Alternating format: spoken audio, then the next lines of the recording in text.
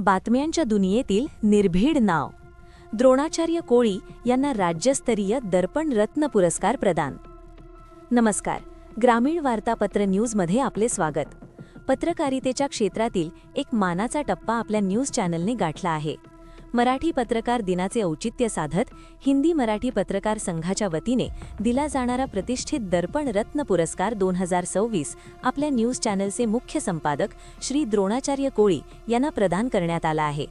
मलकापूर येथे झालेल्या एका दिमाखदार सोहळ्यात हा गौरव करण्यात आला. पाहुयात या सोहळ्याचा विशेष वृत्तांत. मराठी पत्रकारितेचे जनक आद्य पत्रकार बाळशास्त्री जांभेकर आणि पहिल्या महिला संपादक तानू बिर्जे यांच्या प्रतिमेला अभिवादन करून या सोहळ्याची सुरुवात झाली.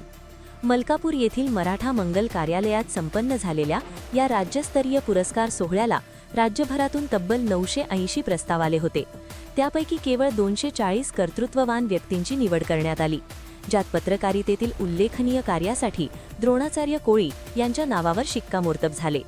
यूट्यूब, न्यूज वेब पोर्टल आणि वृत्तपत्राच्या माध्यमातून त्यांनी केलेली निर्भीड, वस्तुनिष्ठ आणि समाजाभिमुख पत्रकारिता आज संपूर्ण महाराष्ट्रात ओळखली जात आहे. याच कार्याची दखल घेत ISO मानांकन प्राप्त हिंदी मराठी पत्रकार संघाने त्यांना दर्पण रत्न देऊन सन्मानित केले. कार्यक्रमातील मान्यवर.